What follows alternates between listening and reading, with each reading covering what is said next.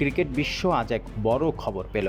অবশেষে বোলিং নিষেধাজ্ঞা মুক্ত হলেন বাংলাদেশ ক্রিকেটের সবচেয়ে বড় তারকা ক্রিকেটার সাকিব আল হাসান।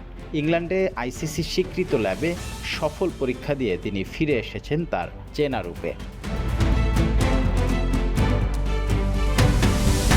গত 9 মার্চ ইংল্যান্ডের লাফবরো বিশ্ববিদ্যালয়ে নিজের বোলিং অ্যাকশনের পরীক্ষা দেন সাকিব।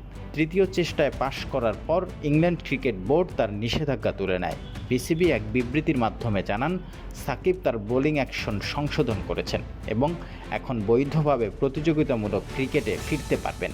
এটা নিঃসন্দেহে বাংলাদেশের ক্রিকেটের জন্য দারুণ এক খবর।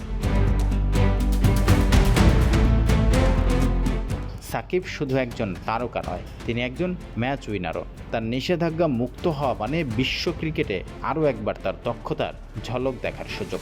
নিষেধাজ্ঞার কারণে সাকিব মিস করেছেন 2025 চ্যাম্পিয়ন্স ট্রফি, যেখানে তিনি বিদায় বলবেন বলে ভেবেছিলেন। যদিও সেই পরিকল্পনা ভেস্তে যায়, কিন্তু তার নিষেধাজ্ঞা মুক্ত হওয়া যেন নতুন সম্ভাবনার এক দরজা খুলে দেয়া। তবে তার পরবর্তী পরিকল্পনা কি? জাতীয় দলে ফেরা নাকি শুধুই ফ্র্যাঞ্চাইজি ক্রিকেট? এই প্রশ্নের উত্তর সময় দেবে।